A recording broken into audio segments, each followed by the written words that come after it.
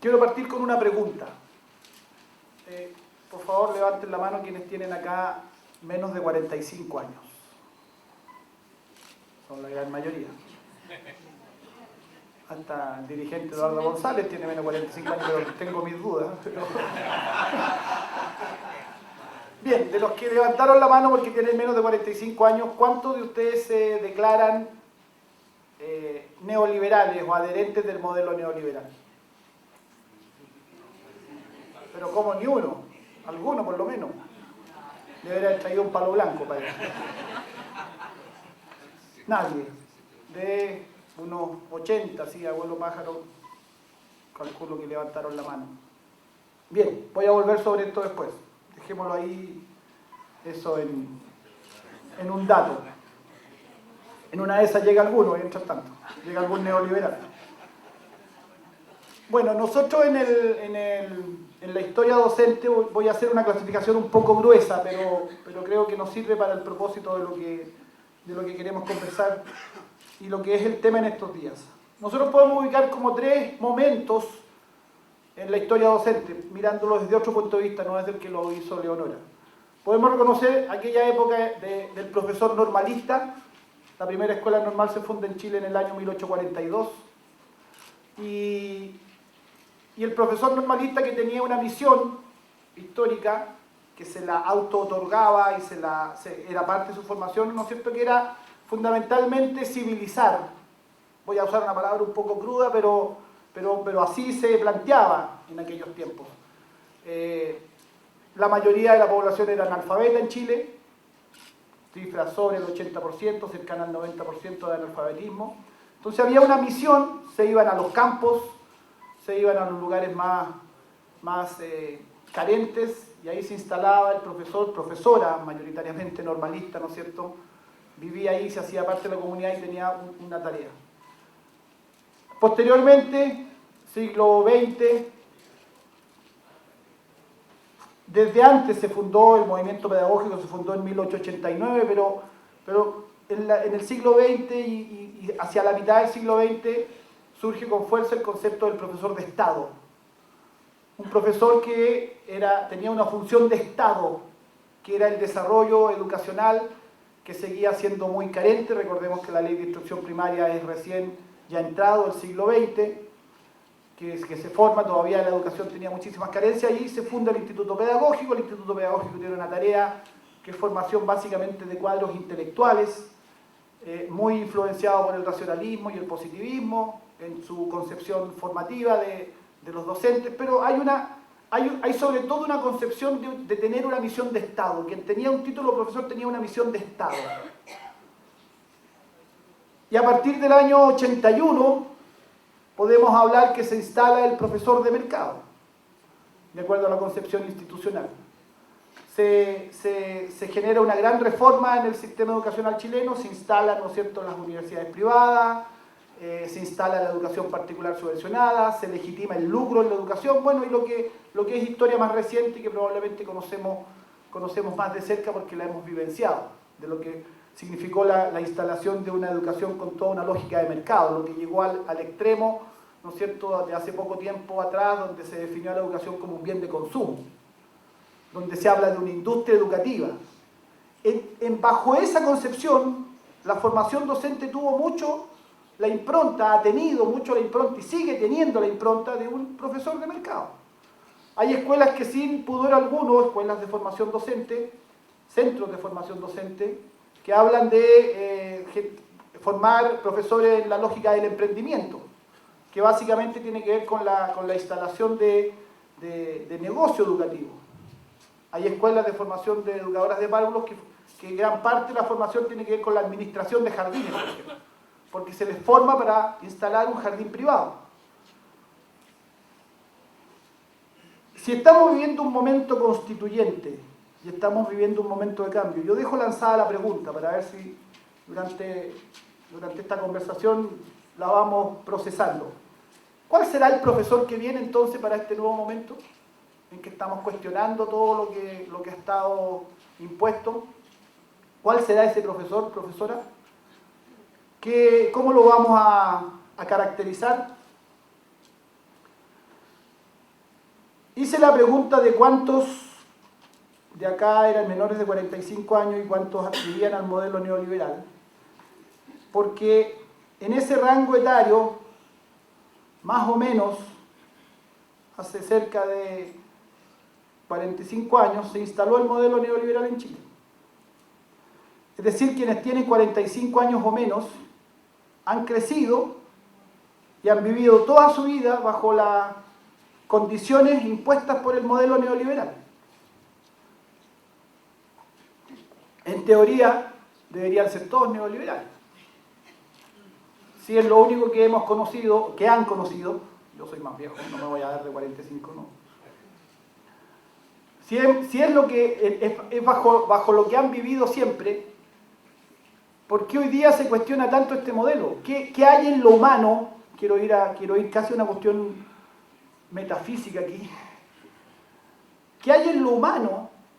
¿Qué hay en el ser, ontológicamente hablando, que nos hace rebelarnos contra lo que nos es impuesto? Podríamos poner otro ejemplo, el régimen de Ceausescu. No sé si todos saben más o menos la situación que se estudia bastante como fenómeno sociológico, la caída del régimen de Nicolás Ceausescu, el dictador rumano, que en el año 89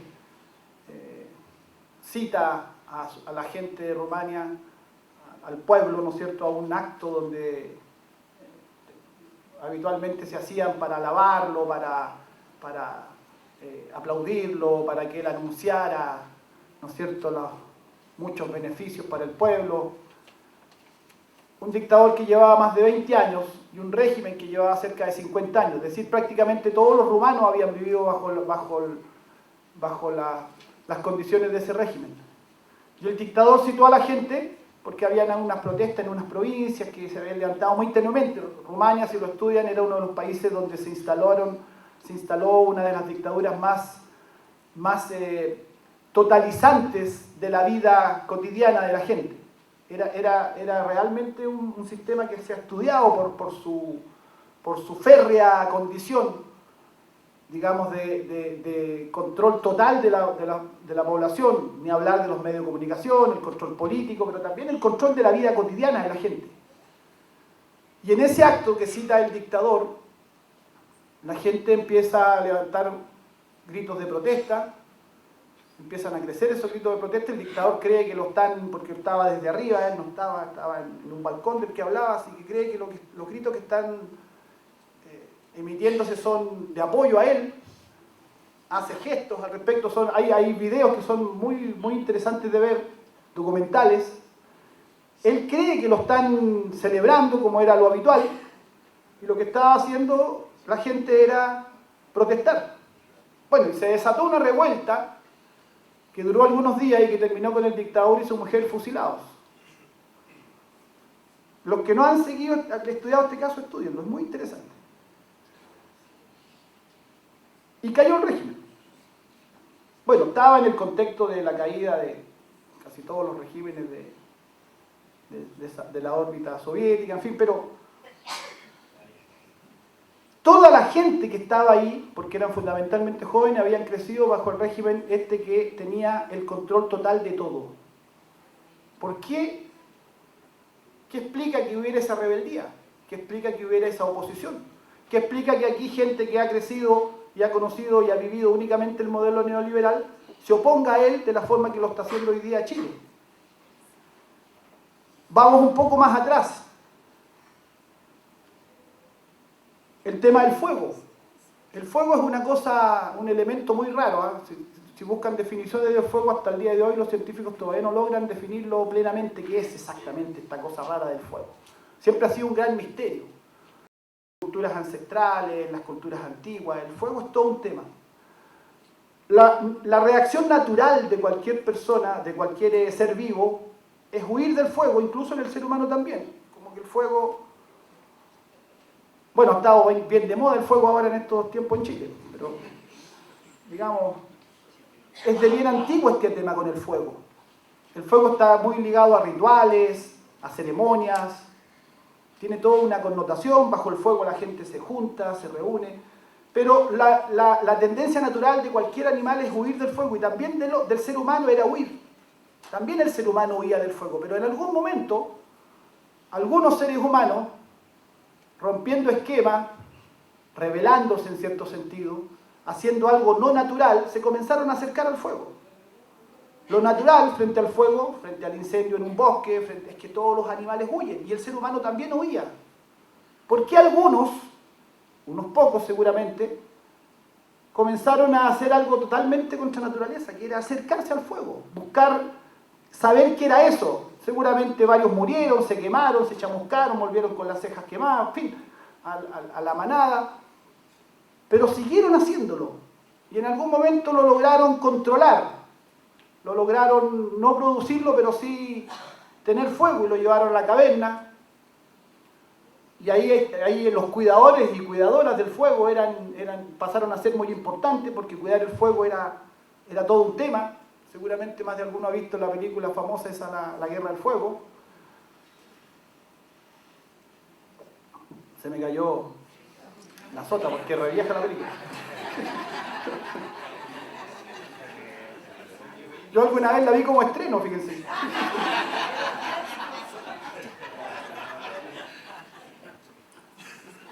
Y los cuidadores del fuego eran muy importantes, de hecho pagaban con su vida los que se les apagaba el fuego si lo habían dejado cuidándolo. Porque era el fuego, fíjense lo que produjo dentro de la caverna el fuego, cómo produjo un cambio en la temperatura, produjo una sensación de seguridad, de poder protegerse de los animales, cambió completamente la condición de vida.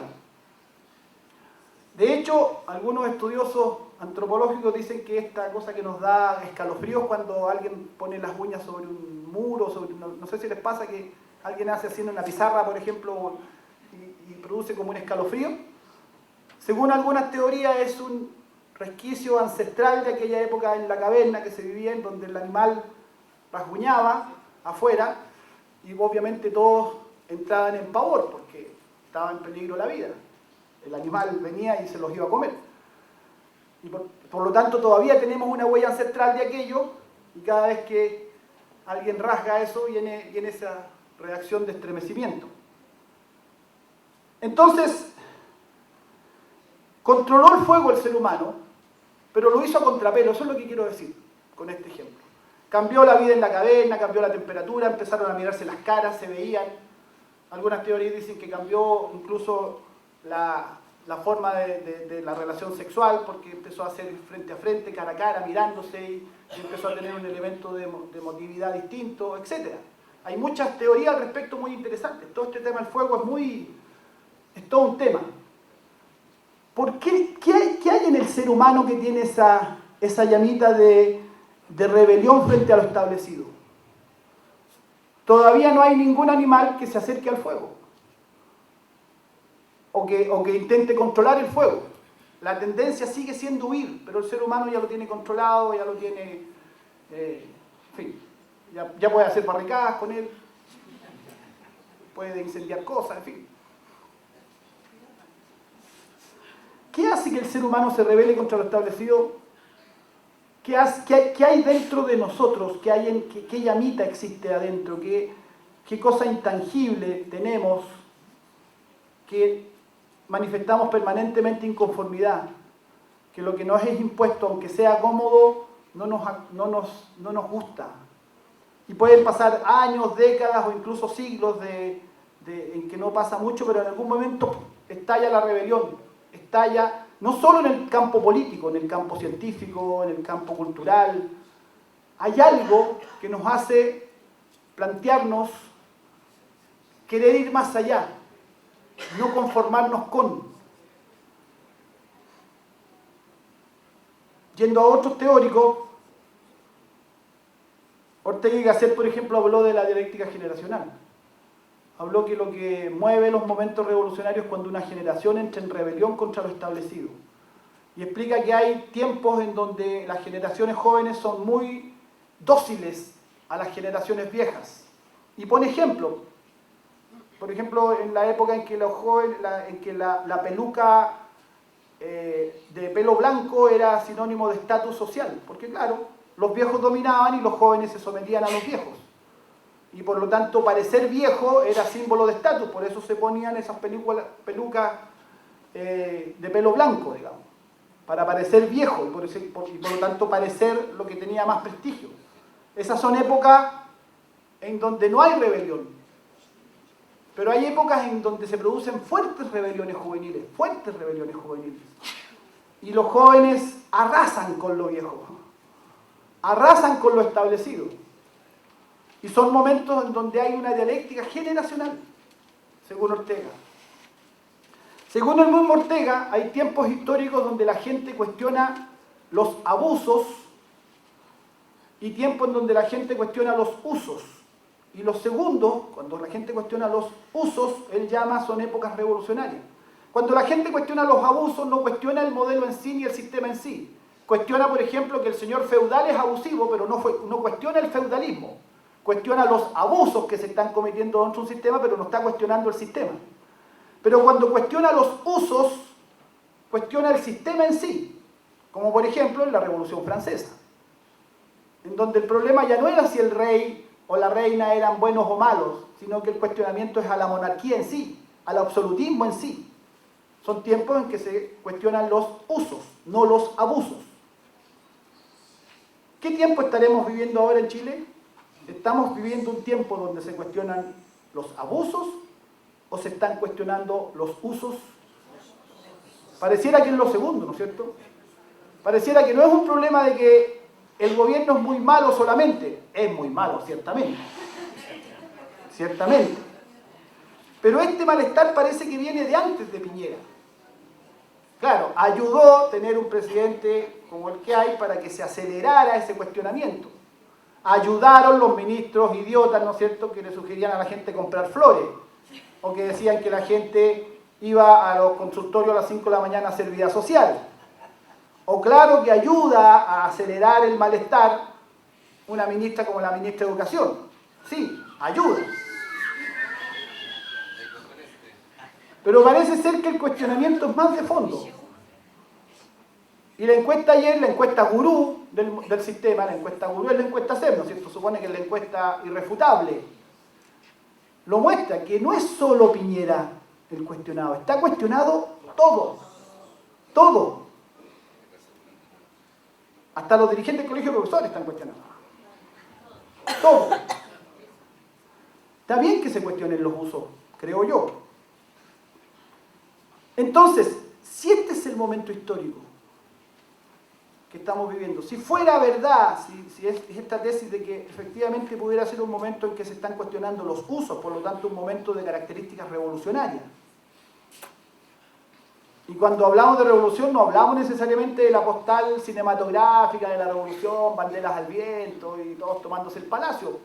No necesariamente, porque pudiera ser que tomarse el palacio en sí mismo no significara nada, porque el cuestionamiento es mucho más de fondo. La revolución es una transformación profunda de la estructura social o del paradigma que daba, ¿no es cierto?, sustento a un sistema determinado. Pudiera ser, si fuera así, que estamos viviendo un momento en que lo que se cuestiona son los usos y no los abusos, apelando a los conceptos de Ortega, entonces, ¿qué papel jugamos los docentes en este momento histórico? ¿Qué papel deberíamos jugar los docentes en este momento histórico? ¿Cómo se ve cada uno a sí mismo, en este contexto de cuestionamiento? ¿Se ve arrancando del fuego? ¿O se ve como uno de los que se quiere acercar y tratar de dominar el fuego y de poder jugarlo a favor de la vida y de nuestro desarrollo y de nuestro proceso? ¿Qué somos nosotros, los profesores y las profesoras? Los profesores y las profesoras somos formados por el sistema y hemos sido formados por el sistema, y aquí hay varios que los formaron como profesores de mercado. En realidad somos cuadros de la reproducción social. Para eso nos forma el sistema. Si se fijan, nosotros entramos a estudiar en nuestros estudios pedagógicos y nos enseñan distintas cosas, nos enseñan determinados contenidos de nuestra especialidad, pero también nos enseñan cómo manejar grupos, nos enseñan nociones de psicología, nos enseñan ciertas comprensiones de la sociedad, ciertos conceptos filosóficos básicos, nos enseñan didáctica, metodología, nos enseñan a evaluar, en fin, se nos da una formación, pasamos a hacer cuadros, vamos a tomar un concepto que viene de la política, cuadros, especialistas en algo, ¿para qué? Para reproducir el sistema, para eso nos forman. Tenemos un conjunto de herramientas científicas, metodológicas, sociológicas, para reproducir el sistema, para que reproduzcamos el relato histórico oficial, para que reproduzcamos el lenguaje oficial, para que reproduzcamos ciertos valores oficiales, por ejemplo, el uniforme, cuidar que todos lleven su uni-forme, una forma, que todos sean de una forma, y nosotros ahí vigilando, joven, la corbata, señorita, muy corta su falda, ¿o no? ¿Alguno se ha visto en eso, no?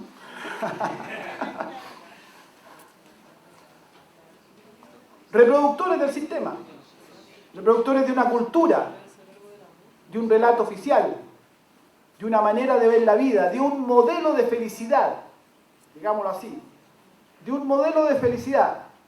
Estudia para que seas algo en la vida. ¿Alguien se ha visto diciendo esa frase, no?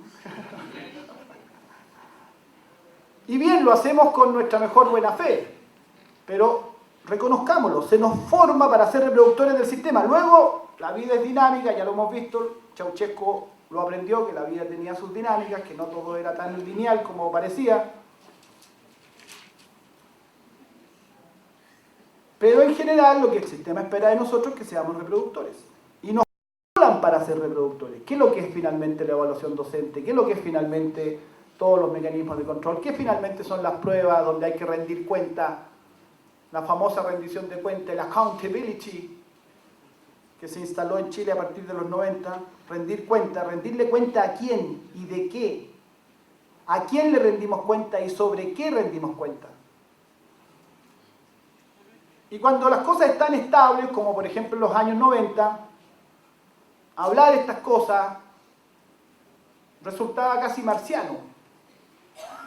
¿De qué habla este señor? Si no está yendo muy bien, todo está funcionando, no se aguafiestas, convocábamos una marcha de algo, de lo que fuera, y si llegaban 3.000 celebrábamos. No sé si se acuerdan los que hayan sido militantes de alguna causa en esa época.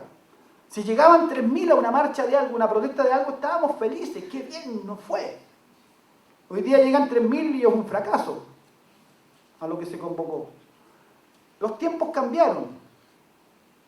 Y como decía yo ayer en la inauguración, nos instalamos a partir del 18 de octubre en modo deliberante y modo desobediente. Empezamos a desobedecer. Empezamos a deliberar sobre lo que queríamos, que no era esto. Entonces yo me pregunto, estos cuadros que hemos sido formados para la reproducción social, ¿será factible que utilizando esas mismas herramientas con las que el sistema nos formó, nuestros conocimientos, nuestros dominios metodológicos, nuestra capacidad de liderazgo, etcétera, etcétera, etcétera, utilizando todo aquello nos convirtiéramos en cuadros de la transformación social? Y nos auto-otorguemos ese papel de ser cuadros de la transformación social y no de la reproducción social. Porque además, digámoslo así, reproducir algo que más o menos funciona, aunque no nos guste ya, pero funciona, bueno, podría tener cierta lógica, pero reproducir algo que se está derrumbando y cayendo, ¿vamos a seguir diciendo que Diego Portales es uno de los próceres de nuestra historia cuando en realidad fue un ladrón, un sinvergüenza y uno de los más grandes criminales de la historia de Chile? ¿Va a seguir llevando nombres de calles, nombres de universidades, estar en monumentos y estatuas, cuando fue un mercader que utilizó todo lo que hizo, lo utilizó para sus negocios de él y sus amigos? Y está ahí instalado en la historia de Chile como un prócer, está en los billetes incluso, junto a la Gabriela, que sí era de verdad. Entonces yo digo, ¿cuánto me queda? 2 minutos. 2 minutos. El rol del docente en un momento constituyente. Yo digo que este ser humano, que su historia es la historia de la rebelión contra lo establecido, cuando se bajó de los árboles y empezó a andar por la pradera, cuando emigró de un lugar a otro, cuando conquistó la agricultura, cuando se preguntó qué es lo que eran las estrellas, qué significaba eso, cuando controló los ríos, los vientos, cuando dominó los mares y navegó por ellos y se trasladó de un lado a otro, cuando conquistó el espacio. Este ser humano, al que el sistema neoliberal y modelo neoliberal lo somete y lo convierte en una hormiga, en un punto, en un índice, en una cosa, este ser humano que se ha revelado a través de la historia, que hoy día se está revelando en Chile, y este ser humano docente, este profesor, profesora, ¿qué papel va a cumplir en todo lo que está pasando? Yo sé que los que vienen en un verano, en enero, en plenas vacaciones, con 35 grados de calor, a una jornada, obviamente es alguien especial, no está en la media, sin duda. Pero entonces, estos medios raros, que somos capaces de venir con 35 grados de calor en vez de estar en la piscina a unas jornadas aburridas como estas, y es capaz de hacerlo, claro que es especial. Pero entonces, algo tendremos que hacer con nuestros pares. Yo digo un listadito de tareas, así solo por mencionar. Instalar escuelas democráticas. Generar nuestros propios planes de estudio. Boicotear el CIMSE.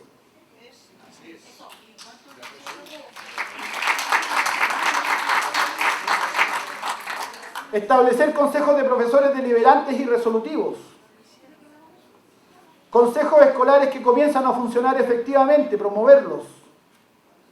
Vincularnos efectivamente a las escuelas con sus comunidades. Generar redes de colaboración y apoyo mutuo entre comunidades docentes. Apoyo y solidaridad mutua entre colegas. Que nos apoyemos entre nosotros, no que compitamos entre nosotros. Recuperar un diálogo profundo y humano con los estudiantes. Recuperar un diálogo de verdad, humano. ¿Qué quieres? ¿Qué quiero yo? Conversemos de eso. Entrar a la sala de clases no a imponer un currículum absurdo y sin ningún sentido para ellos, sino que entrar a la sala de clases a dialogar con los estudiantes, a escucharlos, a que ellos me escuchen también. Yo también tengo algo que decirles y puede que les interese. Puede que les interese mi vida, puede que les interesen mis anhelos, puede que les interesen mis búsquedas también. Y puede que coincidamos mucho. Verdadero diálogo entre nosotros, convertir la sala de profesores en una instancia de deliberación, de conversación, de con-versación, de crear verso. Y el verso es palabra y la palabra es acción y la acción es transformación. Conversar entre nosotros. Generar un proceso constituyente al margen de lo que haga la institucionalidad. Generar un proceso donde instalemos una nueva escuela, desde ahora, antes de que eso sea decretado, antes de que eso sea convertido en una ley, lo empecemos a hacer. El rol docente en un momento constituyente. ¿Será posible? Bien. Eso, muchas gracias.